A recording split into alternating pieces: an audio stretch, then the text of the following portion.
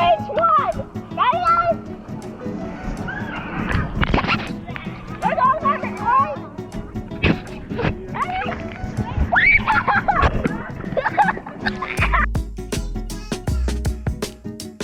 Hey guys, so I know it's been a while since we posted, but I know in the last video we were saying that we was taking a vacation and stuff like that. We did a lot, like the past couple of months, just trying to enjoy each other and just having fun. And one of the things that we did, we went to the Mid-America Science Museum in Hot Springs, Arkansas. That was really fun. Like, I wasn't expecting some of the things that they had, and one of the big attractions was the Dino Trek.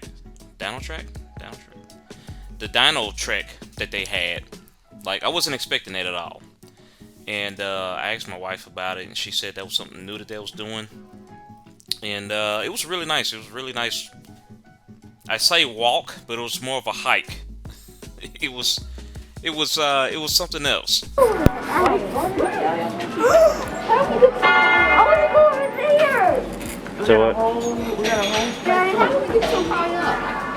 We gotta go down and stuff downstairs. And so as soon as you walk in, they have just a lot of things for the kids to do, and a lot of things to kind of grab the kids' attention. A lot of kinetic energy type deals, a lot of physics, and one of my personal favorites was the kinetic energy rope wheel thing. I'm not exactly sure what that thing was called. I forgot. We did this back in I think it was around March when we did it. I'm not exactly sure. I don't remember. The leaves hadn't even grown on the tree, hadn't even grown back on the trees yet, so that was still it was like spring-ish, I'll say it that way.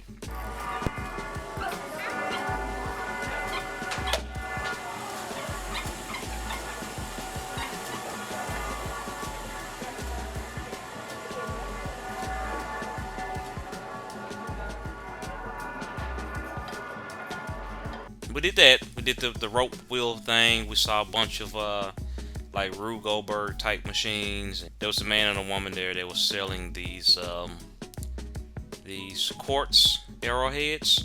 They were quartz, and some of them were like emeralds and things that they actually found from the diamond mine. We actually went to the diamond mine in Murfreesboro, Arkansas, I believe. Don't quote me on that. I forget what that's. I'm gonna have to look that up. But we actually went to the diamond mine, and these two people, they actually go out there and they collect like a lot of these minerals and resources that they use to make these arrowheads, which was really amazing. Like I said, don't have a picture for it, but I thought it was really amazing that they were offering something like that. And these things were expensive. They weren't cheap. I think the cheapest thing they had was a small one, about this big. It was like $250. Like those things weren't cheap, but they were making it by hand. Like they was sitting there, they had other rocks and tools, and they was just chipping away at it, making these arrowheads. They were really nice. And then as you go down, they have a hall of cameras, just all type of cameras. They have camera phones, and they had a photo booth there as well. You can go in, you can snap a picture in like the blue room, and they had another wall there and stuff. Really amazing stuff. And then one of the things that really caught my attention, they had a play area. It was like an abandoned mine. I don't have a picture of that either. The reason why I don't have a whole lot of pictures of these things is because it was during that time. It wasn't crowded, but there was quite a few kids there and quite a few parents there, and I didn't feel like blurring their faces out, so I didn't get a footage of that. But they go in and they run around in the dark, which I still think it's kind of nuts to me, but hey, you know, if it's fun, it's fun. And then they come back out on the other side of the abandoned mine, and That was really interesting. On the opposite side of that, they have a tree of life set up where they show like there were a family of chipmunks or something inside the tree, and then you can go inside of the tree and sit. And then one of my personal favorites was that they had a microscope there where you can look at different samples of like a shrimp, and they had a cuttlefish and a couple of different things like that. Really interesting stuff. And then we really didn't get into like the big parts of it until we got to this foam building section area. That was nuts. Like, there was kids everywhere, and they all had their own little sections, and they would just go around. They just start building stuff like um, uh, Lavender, Tiger, and Jewel. They was making a house. They had a couch here. They was putting a TV here. Just amazing stuff, man. Like, I was really intrigued by it, and I was like, dude, is that really foam? And I picked one up, had to touch for myself.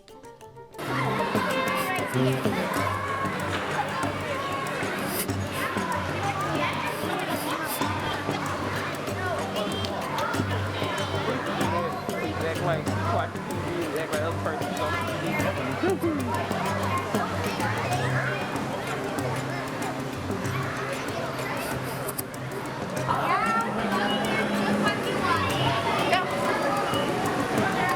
What is this? Touch it.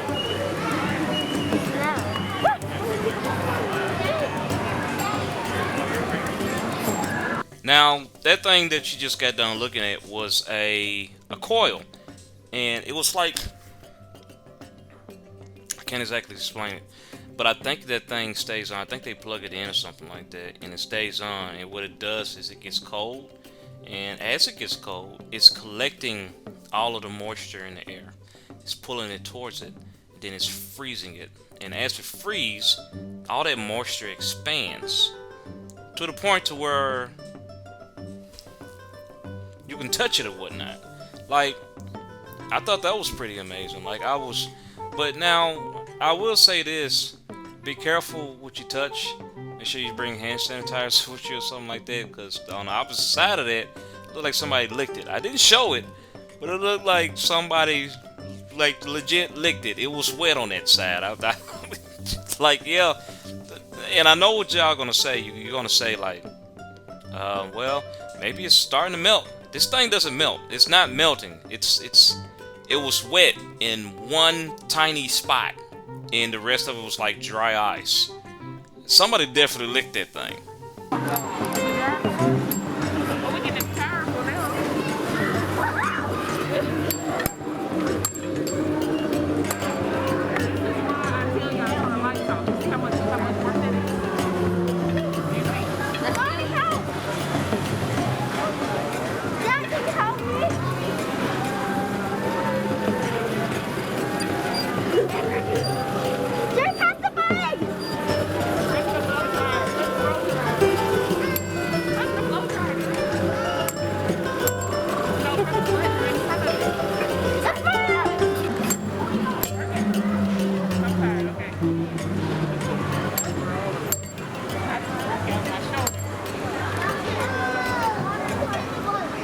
And then this thing here, this is a hand crank generator.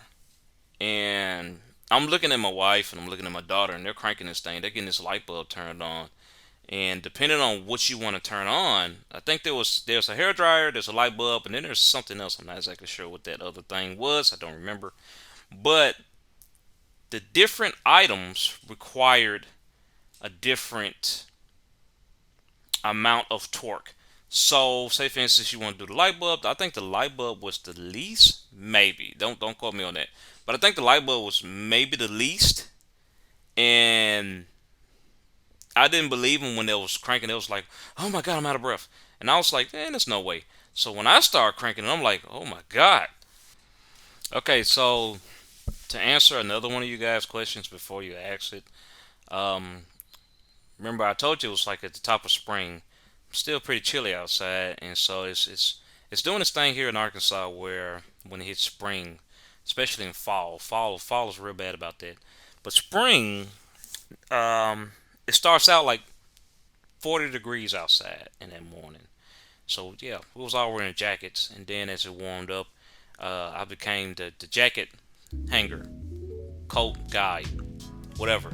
I was the dude that was carrying everybody's jackets at that point. Like it started to warm up. I think it was gonna be like a nice breezy 65, 70 degrees that day. So it felt really nice once it hit about 12 o'clock. But yeah, it was chilly that morning.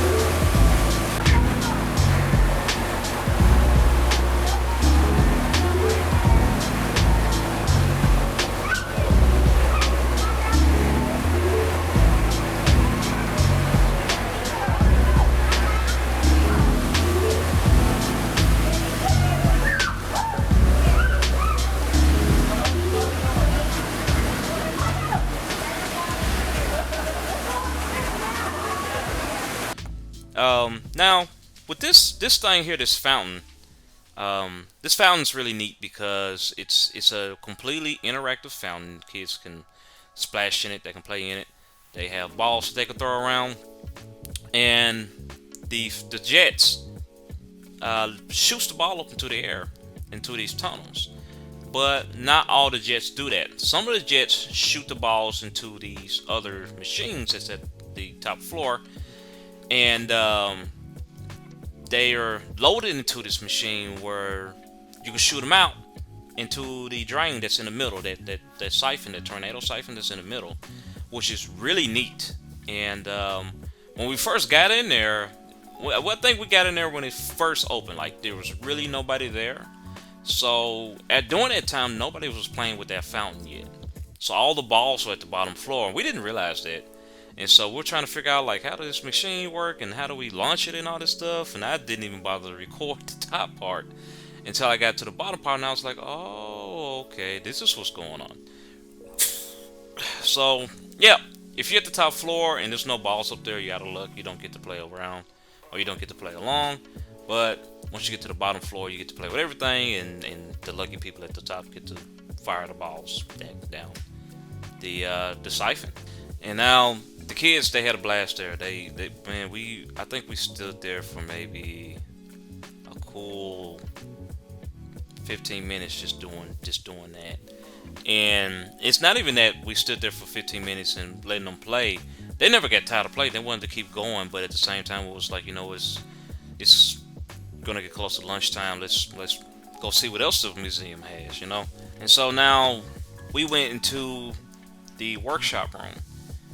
Now this was Jules' forte. This was what, like, she is the artist of the three. Like, she loves to draw. Like, when she gets bored, she goes grab some pencils, she grabs paper, she grabs coloring pencils, and she's going to make a queen, or she's going to make a castle, or she's going to try to draw Mario. She's always drawing, which, it amazes me. And the more she does it, I'm realizing like she's getting really good at this. Like, we gotta nurture this. But this particular area was like the cartoon area, and she was able to make like an old school cartoon. And what they did is they have these long strips of paper, and you slide them into these slots, and then you draw the different animations to that cartoon. And then once you're done drawing those different animations, you put it inside of this I can't centrifuge. That's the best way I can put it. Centrifuge, and then you look through the little holes to see the animation unfold. Really nice. Like I tried to get a shot of it. But it didn't work out. So I mean, but that's what it was. Okay. All right. So you can make them almost like a cartoon, so you can make it this stuff. So you can put it up, down, so you can put it up and down. That's what I'm doing.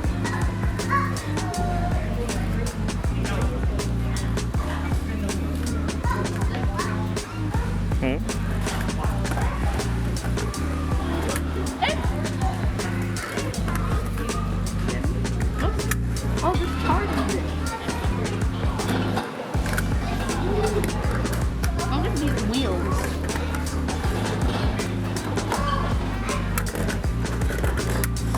How much are these wheels on this one?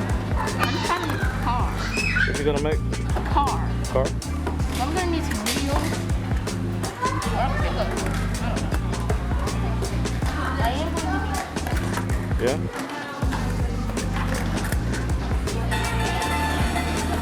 That could be a wheel, right? Sure. I don't think they can work.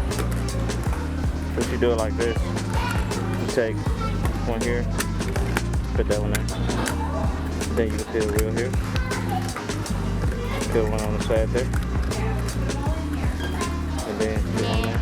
I have a better idea. Okay.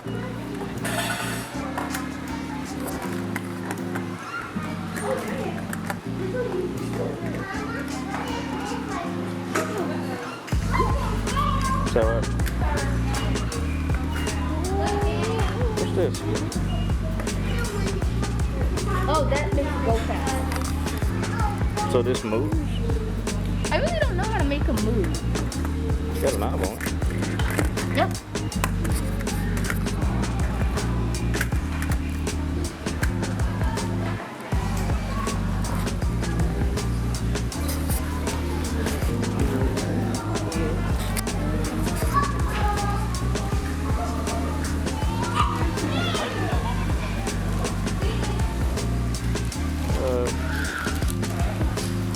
What's she making? So he was very hungry that he wanted ice cream. Oh my God. And then he ran off to get some ice cream. He got ice cream. He ate too much. And then he passed out with too much ice cream. So that's the end of my story.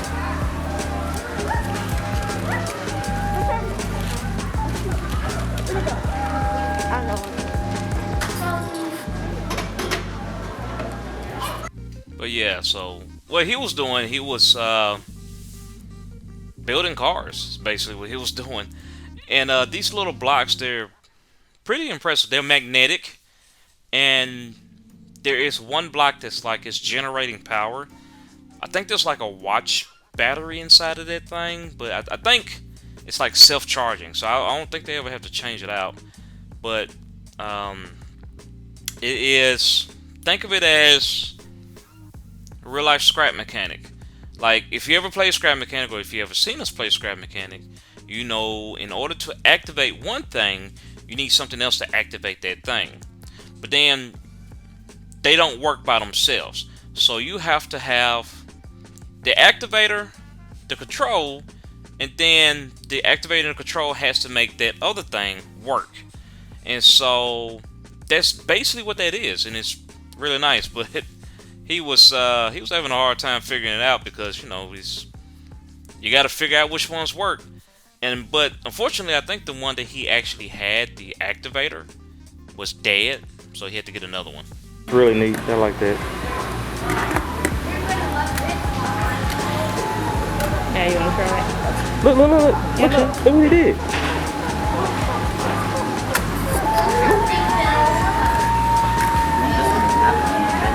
Yeah, can you do that? Yeah. Build onto that one?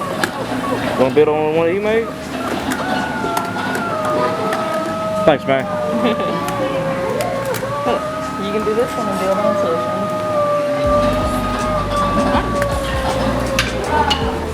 But look, you gotta have downward gravity. This is going up.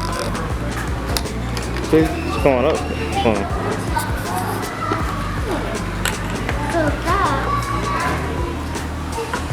would be like this, but it'll just fall down. So No. I have no choice to do that. What if you? No, you do. So what if you? Where's the ball? Did you lose the ball or the marble?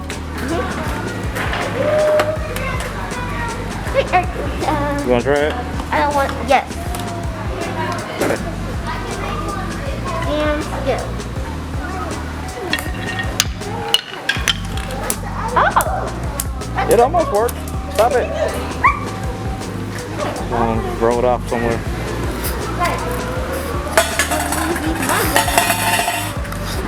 If we make a lot of time. And then they also had a kinetic energy wall, which was, you know, I think everybody should have one of these in their house, if possible. Like, if you don't have the room for something like that, like we barely have room for something like that. We actually do have something like that. It's a set up and break down type of deal. But I like it because it works on the kids' problem solving skills. Problem solving skills is very important for life, and trying to figure out how to make something work from scratch is it's a must. You know, like a lot of the jobs that we have these days are like that, and one day they're going to be looking at those. And I think, you know, having them start early or start young is a plus. But then they also had other things in there, like they had these light pads, and they had these I forget what you call these things, but they're magnetic, but they're translucent blocks of different colors. And you can make something, and you can put the blocks on top of the light pad and just kind of show off what you have. He decided to make a cube, and I missed it. Like, I was trying to get him to do it again, but he was like, "No, I want to take it apart and do something else." I was like, "All right, man." But he actually put it on the light pad, and the whole thing was like shining like disco lights. It was really nice. What? Okay. I'm watching.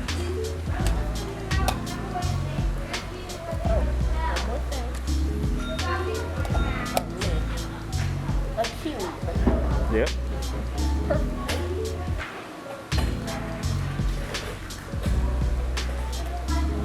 Watch out, I unfold it.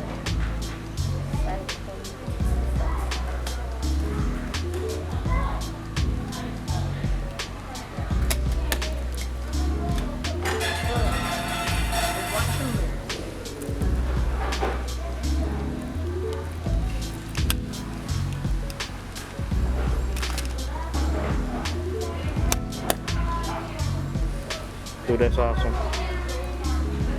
Put it on the light. Let's see what it looks like on the light.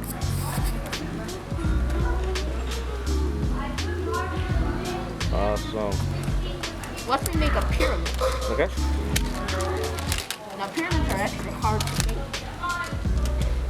But to me, they're easy. Kinda easy. But these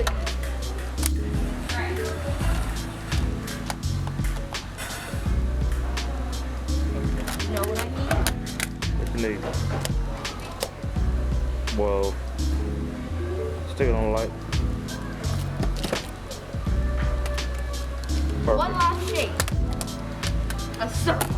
Okay. Dun, dun, dun. I don't know how to make a circle, so I'm making something else. Then they also had another light pad with translucent letters of different colors. So, like, kids that just really want to play with these things, they can, you know, they was able to set these letters up and, you know, just play around, show off their skills. Let's do that again. So what we spelling? A-T. Awesome. But if you want more pads,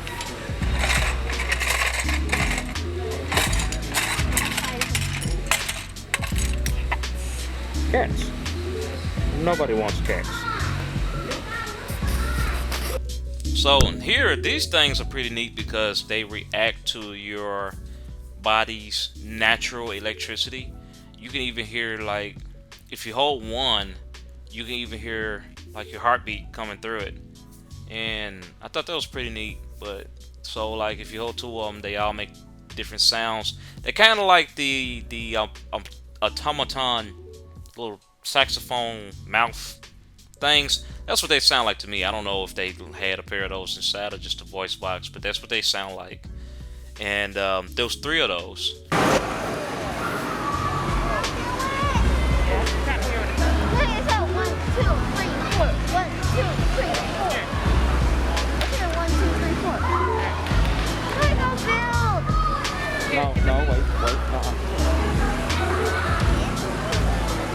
It's telling you on the thing. Alright, stop it, John.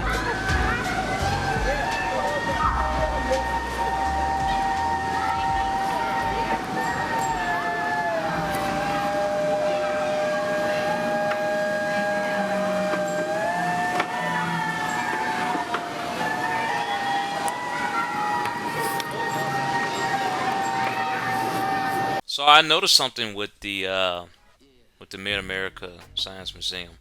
It's that they were really big into the cartooning deal.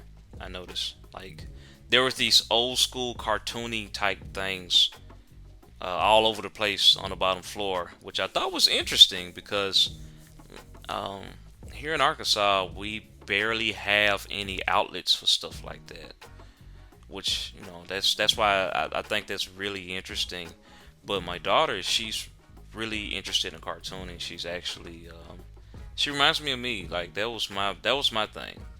My thing when I was growing up was I wanted to be a cartoonist, but then when I learned that there weren't very many outlets for it, or I had to move pretty far away to do it, I was like, I could still do it, but I would have to do it on my own accord. Which doing on your own accord means possibility of not getting paid right away. So that kind of jumped ship for me. That kind of disappointed me. But we didn't. Back when I was younger, I didn't have the opportunities that my daughter have now. So that's why I think the cartooning stuff is all over the place. And I think they're trying to introduce it to kids now because entertainment's important. Also, this wind tunnel turbine thing, you know what? I'm not exactly sure how it works, but I think the way it's working is there is a funnel. Of course, there's a wind funnel coming out of this thing, so it kind of traps the ball. It kind of goes out like this or whatever in a V shape, and it kind of traps the ball. And then also there is a forward force and a backwards force. So not only is it trapping the ball inside of the center, it's also pushing against it from all sides. So I think that's how this thing works. Could be wrong. I'm not a physicist. I could be wrong. Could be right. I don't know. But amazing nonetheless. I'm looking.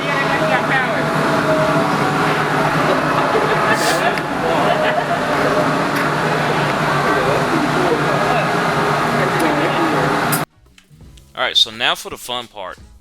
Outside. And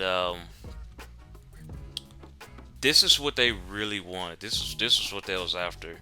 And my wife and our plan was to kind of wait it out inside for a while until it warms up because like I said, it was like 40 degrees outside when we got there, and we was there for like maybe 4 hours. And so by the time we came outside, it was like 65, 70 degrees. Felt really nice. It was really nice outside. And so the first thing when you walk out, you see a koi pond. Well, I'll put it this way. It wasn't exactly a koi pond.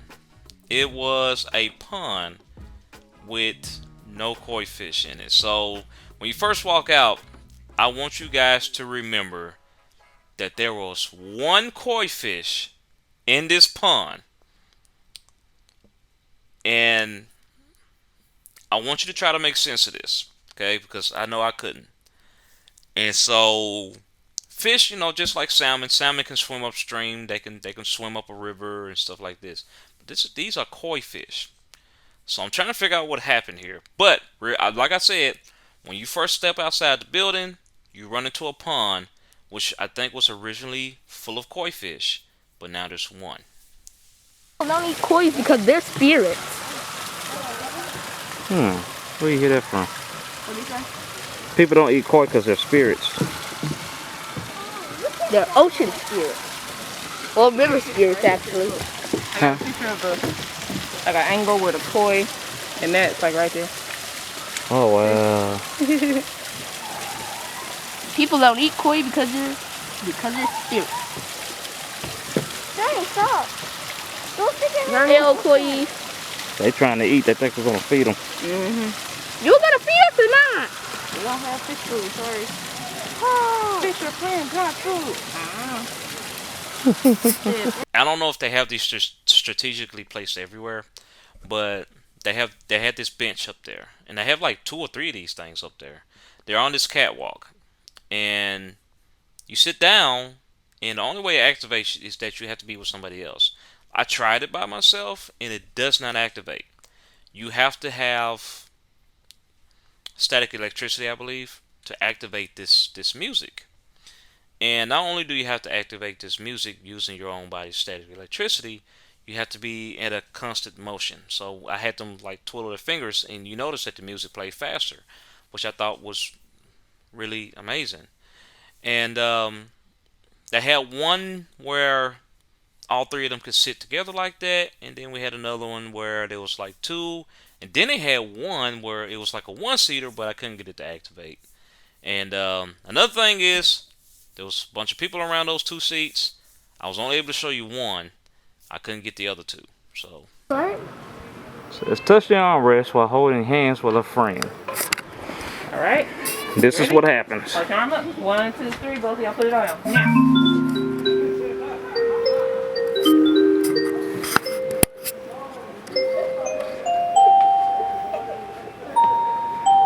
Isn't it cool? It's reacting to y'all touching each other.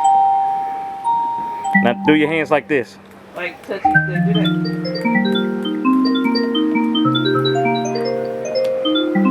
Isn't it cool? Wow. now here's the thing that freaked me and a bunch of other parents out. They had the death drop net. This was a net that was maybe 30 feet in the air, maybe, not exactly sure, but it's a high drop. And what they did was, at the bottom there's this net. You can walk around, you can walk on the nets, but then they had this gigantic net that you could run across and everything, and this thing can hold a lot of weight. I'm not exactly sure how much weight it was. Maybe 1,000 pounds. So it could hold like a couple of adults and a couple of kids and be just fine. Everybody can't crowd into this thing at once, but as you can see, Tiger, he's literally walking across it. I'm freaking out because I'm like, dude, please don't fall. But it's freaking amazing. Scary. You gotta walk. You gotta walk across it. Look, watch.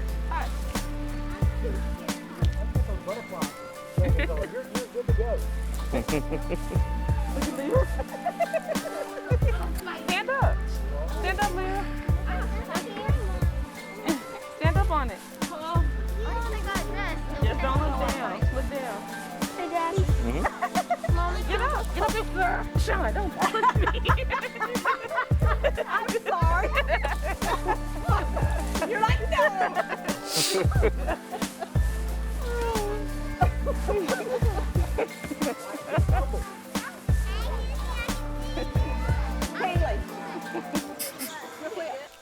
And then this right here is the bottom of the net, just to show like, I got my camera zoomed in, and then I'm still standing on the stairs, but I'm at least 10 feet down already as it is. You see, there we go. We're going down the stairs, but I stopped to kind of look up, and I'm like, yeah, that's every drop. Now, I mean, if you fall, it's water down there, so I think that's on purpose, just in case something does happen. They'll splash into this dirty, nasty microbacteria water. Yeah. But We was also following the way to the dinosaur track or the dino trick, something like that. You know, dino trek was really fun. And like I said, it's Hot Springs, Arkansas. If you ever been to Hot Springs, Arkansas, you know it's really hilly and some steep hills. And so I hope you got your hiking shoes on when you go, and I hope you're not trying to look cute because they make you hike for this dino trek. It's one thing about life I love. Get all this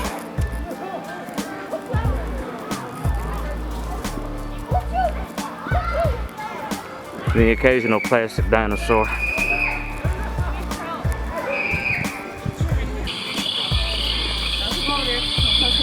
What's that, a velociraptor?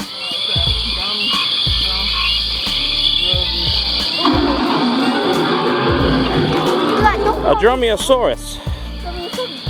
Dromaeosaurus. This doesn't pick up well. It's when they start turning into chickens. It was warmer overall with higher ocean levels.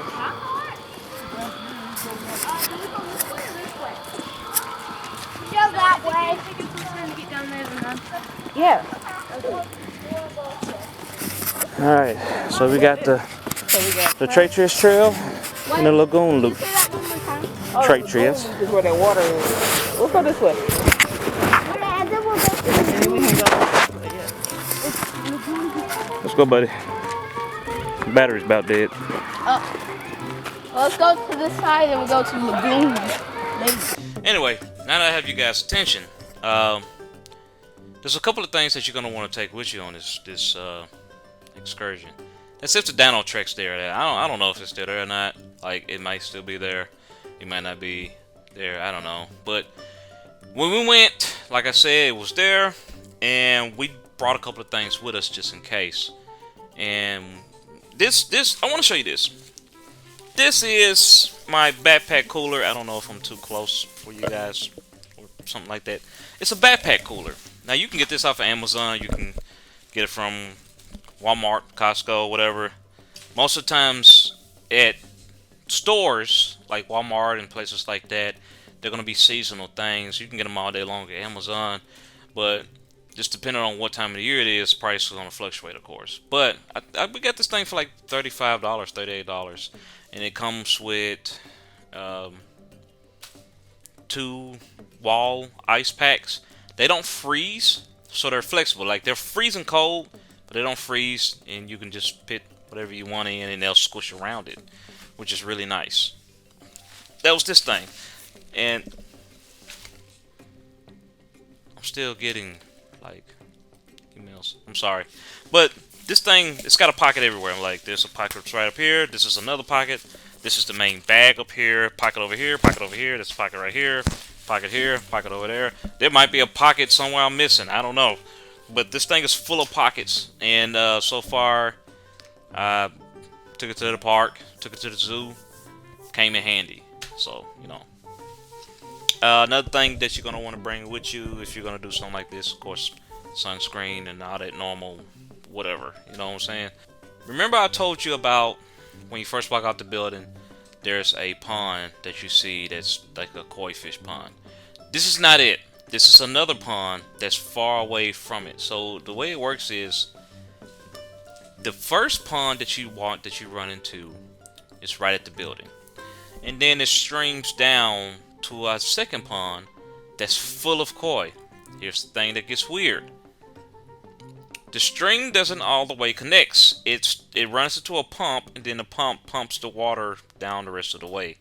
This pump is not that big. It's not big enough for all those koi fish to fit through. Now, if all the koi are down at the bottom and there's one left at the top, did that one koi get sucked into the pump and ended up there, and now he doesn't know how to get back? Or did they all jump from that first koi pond or whatever? I don't know. I found that interesting. And no, before you say anything, this pump runs through that fountain that you saw. And the way that works is just, I don't really see koi fish being shot out of that thing and end up down there. So I'm trying to figure out how the separation happened. I don't know. Could be me. I could be overthinking. I don't even know what I'm thinking about it for. Most of those people are not even, they don't even care. They're just happy to see those koi or giant goldfish, however you feel about them. Kind of fine or something for some creatures. Yeah. Yeah, that's a hotel. That's a bed home.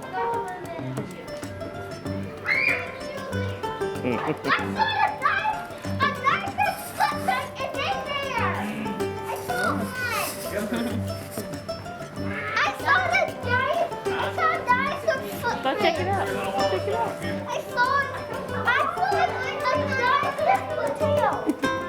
We'll find on the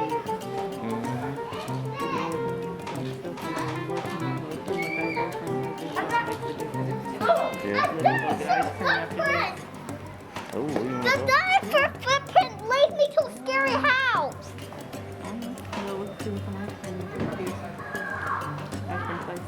Yeah, here, we can go shirts. Okay. Okay. Let's go.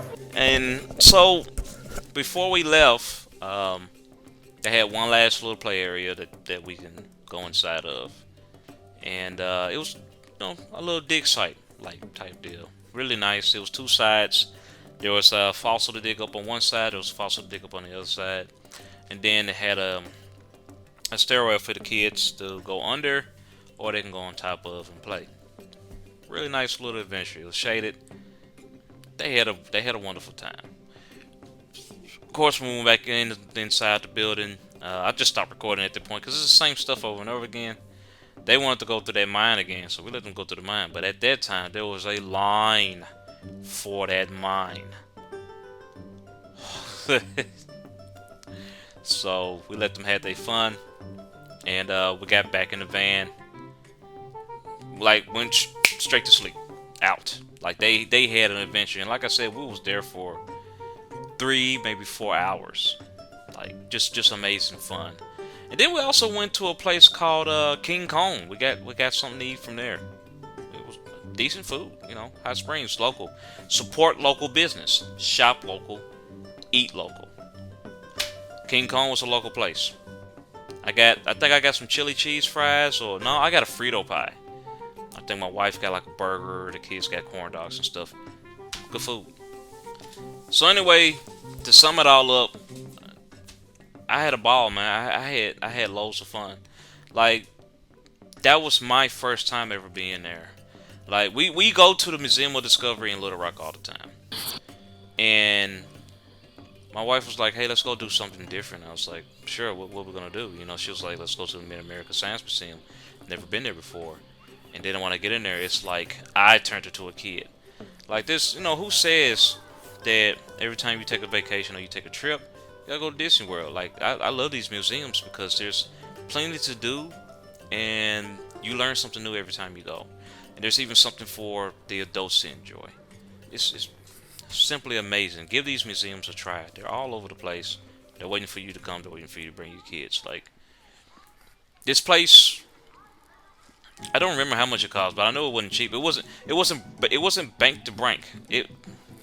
Bank to bank. It wasn't break the bank like Disney World or Universal or anything like that. It was, fairly cheap to get in. I think we spent maybe $30 to get in, and we was there for 3-4 hours. You're allowed to bring food, and you can bring drinks, and you can bring a cooler. You can sit there. They even have a cafe court there. And during the time, because of COVID, it was closed. But we did get a sneak peek at the menu, and the food prices were decent. I don't know. Now, as we was walking in, there was a person that was saying that the food was good, but he did also say that he hates the fact that they're closed because, it's one-stop shop, literally. It's one-stop shop. So if you're a tourist or if you're coming to visit Arkansas, I definitely say give Mid-America Science Museum a chance. Like I said, lots of fun. If you don't have anything to do, you want to shave out some time, you can always go to the go-kart place, but this right here was way more fun. Like, go-kart's fun, but this right here it's a new experience. So, alright, well, till the next time.